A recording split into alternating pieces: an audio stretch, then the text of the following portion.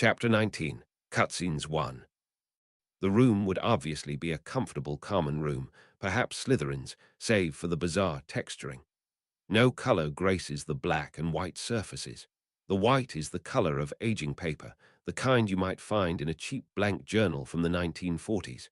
The black is the color of ink. In fact, it's not just the color of ink, but ink itself. It's easy to tell on a closer look. Textures that are, at first glance, meant to approximate stone or fabric are actually made of very small cursive writing, all spaced to give an illusion of shading. It's as if someone was extremely extra about their cross-hatching. It would be an interesting effect just for a sketch, but in motion, it's jarring. The entire room gives the appearance of being a paper craft, made of handwritten pages torn from the same book. The only actual light in the space comes from where a fireplace should be, and this directional light casts actual shadows on the three-dimensional paper furniture and walls. But instead of a fire, there is a single rectangle of bright white paper. Behind it lies a hazy impression of a world that has color. The frame is mostly filled by what is perhaps a human face topped with red hair, blurred to near incomprehensibility by the interface. On a paper couch across from the fireplace relaxes another figure of more realistic substance, though lacking any color. The black and white image of a handsome teenage boy wears a frown and what seem to be slightly old-fashioned robes with a Slytherin patch and a prefect's badge. From the portal to what must be the real world, a girl's voice echoes as her words scrawl handwriting across the white void. I just don't know how to get him to notice me, Tom. I tried to bump into them in the library, but he just spent all his time looking at the books on the bookshelves, one by one. It was a little weird. Ron and Hermione were doing homework nearby. Familiarizing oneself with the library is good practice, honestly. Tom's cultured tones issue forth from his mouth and replace the girls on the portal. Despite his pleasant tone, he rolls his eyes in annoyance, clearly feeling as if this conversation is beneath him. You could ask him if he's found any exciting tomes. Oh, I couldn't just walk up and ask him that, she writes. Then he'd know I was spying on him, and I get all flustered when I talk to him anyway. You're going to have to get over that, Ginny, Tom insists. In the meantime, did you learn any more from old Rubius? About Harry or about the rooster? She asks, at the strange transition in the conversation. I still don't get why you're so interested in chickens. He winces, his face changing to a calculating look, as if he realizes he's been too forward in his questioning. You can learn a lot about magical beasts from simple animal husbandry, Ginny, but I remain curious how the basic livestock at a gamekeeper's hut on the edge of the forest fare against the beasts within. He did say that something gave the rooster a scare a few weeks ago, so he loaned it out to somebody that will hopefully keep it safe, Ginny writes. Her voice trembles as if she's on the verge of recovering a memory. Tom's face darkens even further. In a notebook that doesn't seem to be connected to the real world, he jots down, "Who has the rooster?" Above it, what must be his previous thoughts on the subject sit. Get girl to talk to that oaf and observe for roosters. Have girl strangle rooster. Botched. Test if girl can open chamber and call the serpent. Build up control over girl for Halloween. I'm glad to hear it's okay, he lies. Should use that as a subject to check in on. You say that your brother and his friends go to tea with Rubius. If you befriend the big man, you might get invited too, and then there's your in. You're right. You're so smart, Tom. Thanks. I'm going to bed now. My pleasure, he says, his face indicating it's anything but. The light from the portal dims as if a cover is folding over to block it out, plunging the strange paper room into darkness. Within the pitch black, the boy promises himself, soon. Loud techno-industrial music is muffled in the dank, dark alley, lit only by a flickering streetlight and bits of color from the upper lights of the club on the other side of the wall. This seems to be a decaying warehouse district, but fashionably dressed young people stride by the entrance to the alley, clearly out for a night of clubbing. Near the mouth of the alley, an unkempt figure moves, revealing itself as a terribly ugly old woman. She sees a young man walk past, alone, and tries, Ein Pfennig. Ein Pfennig für ein Alt Frau. Nonplussed, he offers, Jewess, Madam, ich kenn ein bisschen in Beren mein Gott. He leaps back as he gets a better look at her face, impossibly pox-ridden with sharp teeth revealed in her eagerness for a meal. Her clawed hand whips out, lightning fast, to try to grab him, narrowly missing his natty clubbing jacket. He screams for help, Ein Räuber in der Gas. Ein missgebeldeter Räuber. Snarling at her botched grab, and hearing the sounds of young punks organizing to chase her off of their patch, the figure races, far too quickly for an old woman, deeper down the alley, kicking garbage cans and detritus over in her haste. She leaps perhaps twice her height into the air, catching on a second-floor window in the building opposite the club and pulling herself into the space. She grumbles, winding through night-dark corridors of what is some kind of floor of offices in the abandoned brutalist building. In a room in the back, she coaxes an old lamp to life, revealing a bizarre hybrid of a monster's nest and an old woman's boudoir. Hand-knitted old quilts and lacy pillows drape over smashed office furniture to make a rudimentary bed, and gnawed bones pile up in the corners. They're mostly animals, but some are disturbingly humanoid. Speaking of animals, a fat grey rat squeaks in surprise as the light turns on, and the woman growls in anticipation. Perhaps she'll at least get something to eat tonight. She smashes her own furnishings out of the way with a guttural roar as the rat flees beneath the structure, and hisses in dismay as it finds a hole through the wall. Hoping the rat is trapped in the office next door, she charges out, and is dismayed to find a short, pudgy man in the hallway, just out of easy leaping range, pointing a wizard's wand at her with his left hand. "I'm not afraid to use the killing curse," he announces, though his voice trembles at the confrontation and his eyes dart, planning an escape if she calls his bluff. "You have me at a disadvantage," she says with a heavy German accent, backing down but narrowing her eyes in contemplation as she tries to turn this situation to her advantage. "You're the hag they call Schön Marguerite, yes?" he asks. In the shadowed light from her bedroom, he looks like he's lived a hard life, but may only be in his 30s. Thinning hair and rat-like facial features belie his lack of emaciation. "That is me, yes," she agrees. Clearly, a wizard was waiting for her, and this could be a problem. "And who are you?" "An associate of a man called Quirinus Quirrell," he explains. "I understand you had a run-in with him a couple of years ago." "Might have. Thin young man, not good eating, fast with a wand like you," she lists. "Excellent," the wizard nods. "I want to know where you sent him after your run-in." "I'm looking for someone I know," he found. The room is overly posh, particularly if one's sensibilities for decoration haven't updated since the 1800s. Marble flooring is barely visible beneath an enormous woven rug.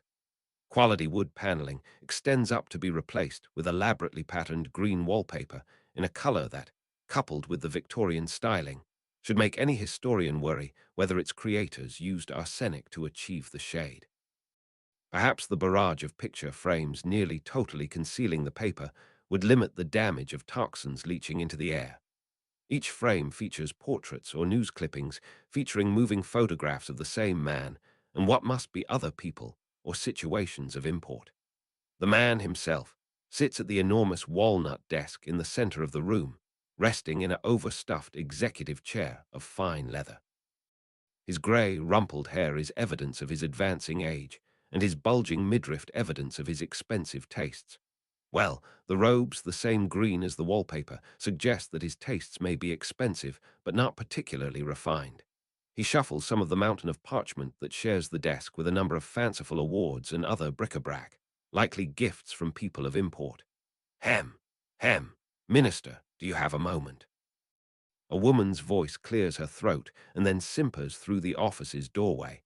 "Certainly, dollars," the minister allows. "Just finishing up some work on the disposition of the wardens." "Excellent, that's what I wish to speak to you about," she agrees, entering the room. If he is aggressively green, she is offensively pink. Perhaps the choice of robes that are the color of bubblegum is to counteract the rather amphibian cast of her features.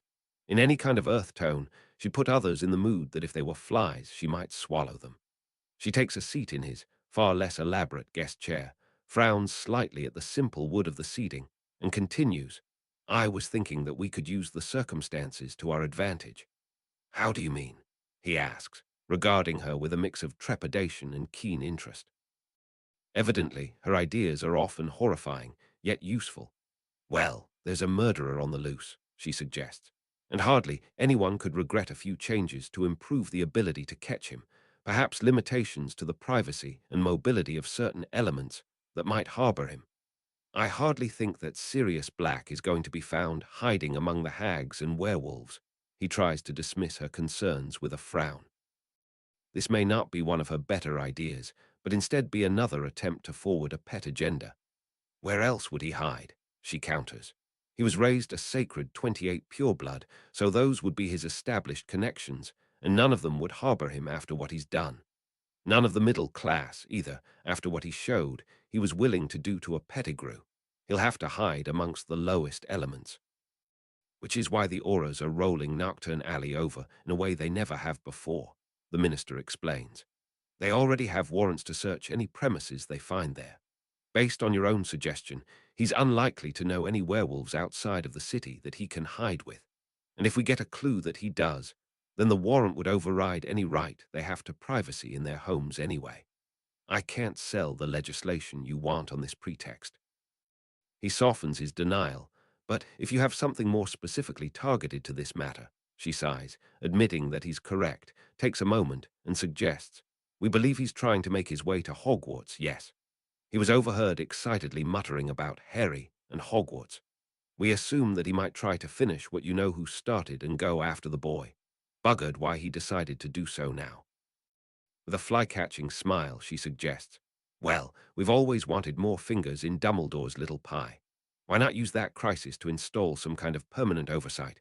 We'll need someone to manage the wardens anyway, and when Black is captured, they could just stay. The minister strokes his face of evening stubble in thought, then nods.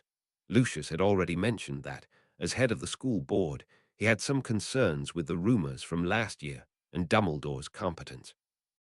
The only question is who we have that's loyal but can be spared for the posting. I have some names you might consider. Harry woke up to the sound of Ron's particularly loud alarm clock, as a sign the second-year boys should get moving. The strangely vivid dreams were already fading, leaving only deep worries about forces moving against him. He needed to make a move to get his quest log under control before it became a whole avalanche of problems. Was it weird that, of the scary things he could remember, the one that would continue to stick in his nightmares was the frog-like woman in the pink robes? Chapter 20, Fog of War. Harry was starting to measure his life's progress by the easy skill-ups he got from finding books in the library, so he was a little disappointed that in the next 2 weeks he only managed to get through another 20 shelves. Between increased homework requirements and Oliver Wood's, frankly insane Quidditch training schedule, it seemed they hardly had any time at all to just be in the library, browsing books. They did remember Hermione's birthday and managed to fit in a bit of a celebration for it on the 19th, to her great pleasure at being remembered. At least, he was getting increasingly positive feedback from his teachers as his relevant skills began to reach the point where he should be by the end of his second year. He was worried he was going to crash when he finally ran out of skill books and had to go back to improving the normal way. At least he was clearly still getting XP in the skills from class instruction and had ranked up his flying skills from all of Wood's practice. Of course, he'd also missed a few hours in the library for their new elective project, trying to figure out where the Chamber of Secrets was. The original Marauders had never found it, but they had to use their own measuring skills to try to account for dead space in the walls, as they'd determined from a couple more conversations with Sirius and Remus. The new Marauders had already filled in a few more secret passages that their forebears had written off as the castle's tendency to move, or in places they couldn't accurately pace off the depth of a classroom. While lots of parts of Hogwarts needed overly thick walls to bear the mountain of stone above, it was easy enough to start to notice when dead space was suspiciously thick. This was especially true if you had a holographic map that could precisely render the known space in the castle. Every time they finally figured out the entrance to a passage, it would replace the fog of war on his map, and as a bonus, it got filled in on the parchment copy of the Marauder's map as well. Somehow, trips to the dungeon were the riskiest part, since it was Slytherin territory, but even the snakes weren't much willing to harass a crew of a half-dozen Gryffindors led by Fred and George looking like they were on a mission. In that way, they'd finally mapped off the crazy block of rooms and shaft up to the third floor that Dumbledore had used to create the previous year's obstacle course protecting the stone.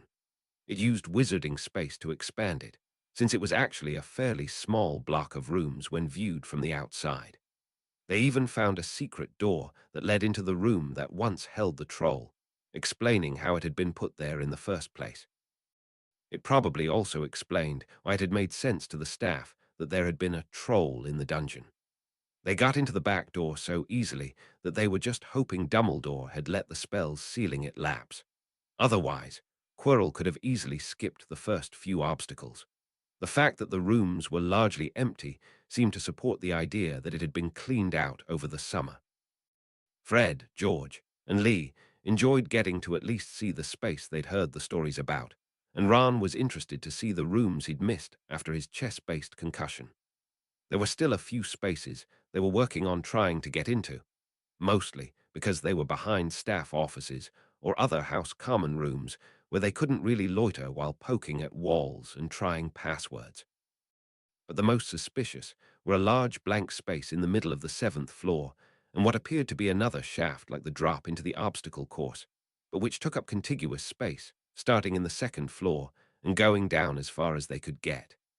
It has to be the shaft, George argued, where they'd convened in a little-known passage near the Gryffindor common room. Fred nodded. It's either a trap door in the 3rd floor girls' loo, or you walk into the wall on the 2nd. It's weird that it's in the loo, Lee opined. You think they would have found that when they put in plumbing. How long could the castle have even had plumbing? Not since the founders, right? Hermione brightened. Maybe they did find it. If I remember correctly, Hogwarts, a history says that the plumbing project was finished in the 1940s. Maybe whoever framed Hagrid was working on the toilets and found the passage. So we're saying this was an evil plumber, Harry checked. Ron shook his head. I bet they made students do it, probably pretended it was a big fun project for extra credit in Transfiguration. That would get Prefect Percy to do grouting, Fred grinned. Or our Hermione, George added, patting her on her voluminous curls. It would be an interesting project, she objected, swiping his hand off her head. Anyway, I am still worried that there's clearly a large space just missing so near our dormitory, but I concur that it's most likely the shaft, especially since it's adjacent to Myrtle's toilet. That's where I saw the dart disappear. Harry finally realized at her prompting. Not it, Fred and George said simultaneously. Not it what? Harry asked. They don't want to interrogate Myrtle, Lee explained. Big babies. Easy for you to say, George insisted. She likes you, Fred added. Lee shook his head. She'd like you if you hadn't spent all of 2nd year tricking her and Peeves into fighting. It was epic, Fred grinned. Flooding in all the corridors. Everyone covered with gunk, George nodded. Anyway, Lee rolled his eyes. Why don't I go talk to her? Been meaning to see if she can leave the castle to go to Hogsmeade. You're going to invite a ghost to Hogsmeade? Ron boggled. Lee shrugged. She'd be cute if she wasn't so down on herself all the time. And was alive. I figure it will be good practice for asking living girls out. We'll wait outside the loo, Fred said. George smirked. Maybe we'll pick up some pointers for our own dating. They couldn't really hear much, loitering outside of the 2nd floor girls' bathroom, but Lee exited a few minutes later and gave them a thumbs up. They retreated a little ways down the corridor and he explained, nobody's ever asked Myrtle how she died. I think the basilisk got her. You're burying the lead, man. George objected. Yeah, Fred followed up. Is she going to Hogsmeade with you? Lee shook his head. She was very touched, but she can't really leave the castle. And he glanced significantly at Harry. She says she has a crush on someone else. I wonder what kind of perk I get from dating a ghost, Harry mused, using that thought to cover for how annoyed he was that even ghosts were hero-worshipping him. Anyway, Lee bulled on, she says she was in that loo and she saw a big pair of yellow eyes and that killed her. And she thinks they were coming out from the sinks. I looked over at them, and one of the taps has a little snake etched into it. She says that sink has never worked. She's right, Hermione nodded. It's like it's not even hooked up, everyone knows to avoid that one. Well, we mostly avoid Myrtle's loo completely, but sometimes you're in a hurry and have to risk it. And the sink's right in front of where the shaft down to the Chamber of Secrets should be, Harry checked. Exactly, Lee said. It's some kind of secret door. I figured we could all go in and work out how to open it. We'd better go ahead, Hermione decided. It's almost curfew, and with classes tomorrow, who knows when we'll get another chance. They nodded and trooped back down the hallway to the bathroom, not noticing the office door they'd been talking in front of crack open and a perfectly tousled head peer out after them. Gilderoy Lockhart had picked an excellent night to catch up on his fan mail. Later, Harry would be kicking himself that he'd gotten into the habit of turning off his map unless he was actively looking for something. To be fair, it did obscure the upper quarter of his vision. The second-floor girls' bathroom was similar to the one in which they'd fought the troll on the previous Halloween, except suffering much worse maintenance, especially after the third floor. One had to be completely repaired due to said troll fight. The sinks were chipped, the paint was peeling, and the place was lit by sputtering magical candles, as opposed to the bright magical torches used throughout most of the rest of the school. One of the stalls had the door broken off the hinges, and the glasses-wearing ghost known as Moaning Myrtle was hovering over the toilet. "You brought him," she said almost cheerfully to Lee. "Of course. We need to see if the boy who lived can figure out how to avenge your death," Lee said gallantly. "Well, if he wanted to do that," she mused, drifting out of the stall and into Harry's personal space. That close, he realized that she was dressed as a student and had probably died not much older than he was. He'd go track down Olive Hornsby and punish her. She was the reason I was in here to die. "I guess you can't go haunt her yourself," Harry checked. Myrtle let out a low whine and agreed. It was great for a couple of years. But then she graduated, and somehow she had me stuck at Hogwarts. Death isn't fair. The rest of them had quietly started inspecting the broken sink and found the tap marked with the snake. While the twins poked and prodded, and Hermione was clearly doing mental geometry trying to figure out where the latches might be, Ron suggested, "Heir of Slytherin would have also been a Parselmouth, right?" Hermione agreed. "Hogwarts. A history mentioned that Salazar Slytherin could speak to snakes. I guess it's hereditary." "I think so," Ron said. "And you'd have to if you wanted to control a giant snake. So maybe the password to open the door is also in Parseltongue. I'll try." Harry said, eager to get an excuse to put some personal space back in between him and the simpering and also slightly whimpering ghost. He located the tap, spotted the snake, and ordered, "Open up." "English," Ron told him. "Harder than it looks," Harry grimaced.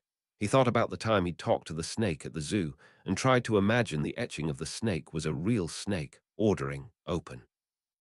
"That's done it," Ron agreed, as everyone stepped back from the magical white light emanating from the tap and the grinding of the sink, well, sinking into the floor.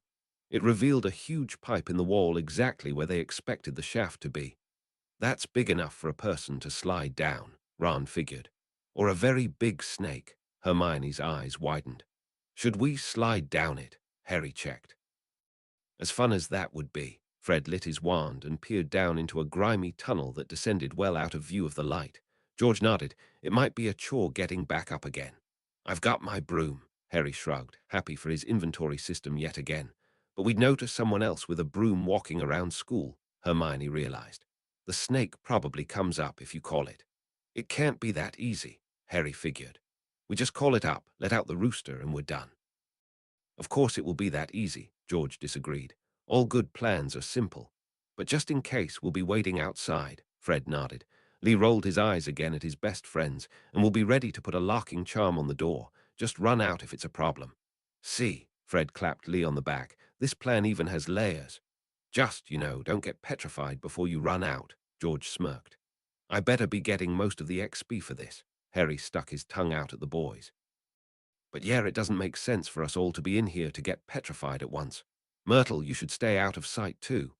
"Maybe I want it to kill me again," she objected, but not strenuously since it was a pretty good day for her emotionally. "Fine," she ultimately agreed and jumped into her toilet, disappearing into the pipe with a splash of water. "Good luck, Harry," Ron said as the others cleared out into the hallway. "Don't get petrified," Hermione ordered as she closed the door behind her. "No pressure," Harry sighed to himself. Making sure he had his inventory open to his menagerie to be able to quickly grab the rooster, he leaned down over the giant pipe. Once again imagining he was speaking to a snake, he yelled down the pipe, "Hello, come to me, King of Serpents." It was interesting that the word basilisk translated that way when he used Parseltongue. "Speaker." "I am coming," that same terrifying voice echoed up the pipe. "Which foul cretin unworthy of magic are we killing today?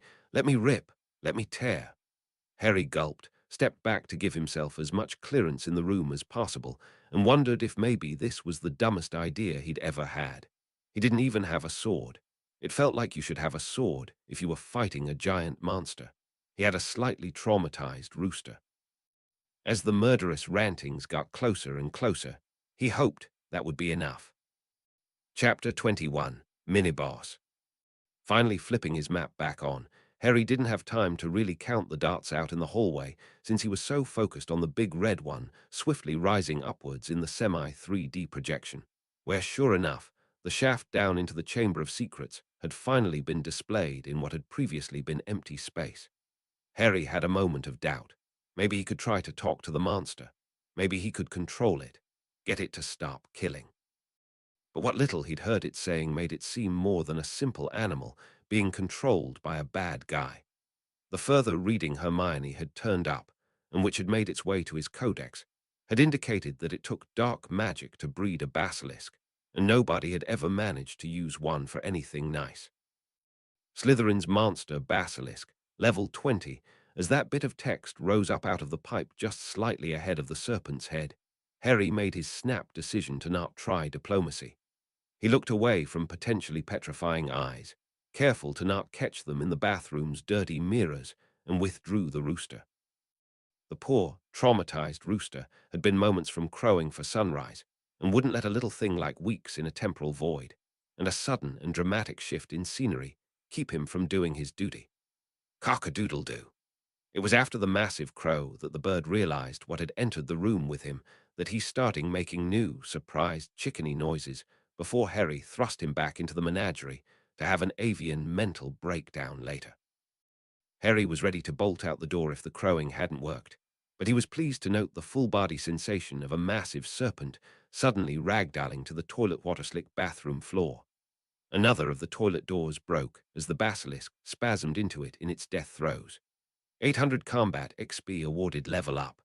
Heartened by the flash of lights and sound of excited trumpets that would probably be invisible and inaudible to anyone else, Harry risked a glance over. Sure enough, that was a big snake.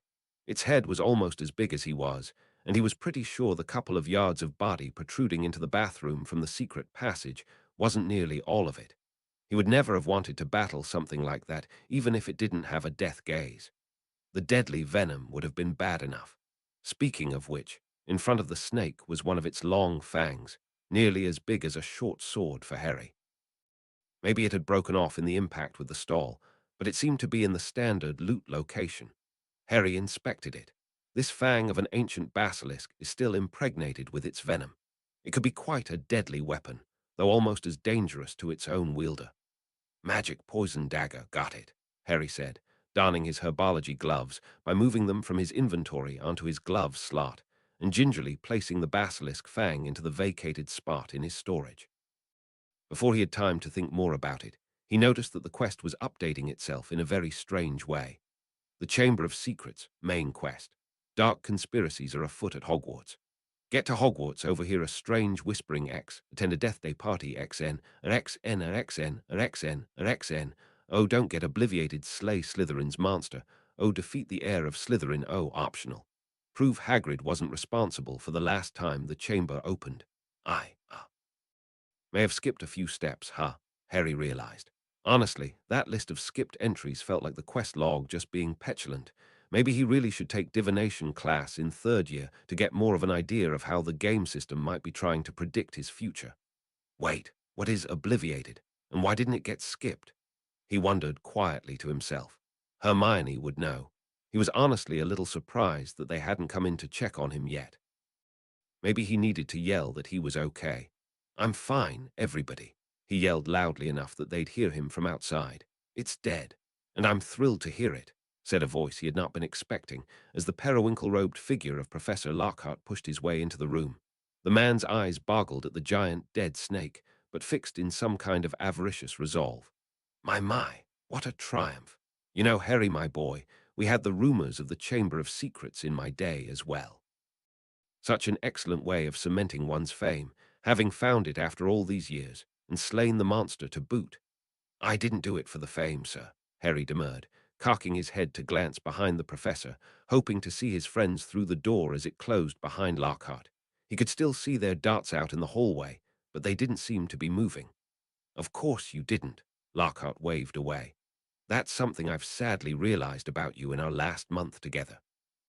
No sense of what you could do with that fame. Tell me, how did you even find out about the monster? Harry shrugged and summed up. We heard the hissing a few weeks ago and worked out where it had to be coming from. Then we asked Myrtle about how she died, and she pointed us at the sink that had never worked, right where we'd mapped out there had to be a shaft down.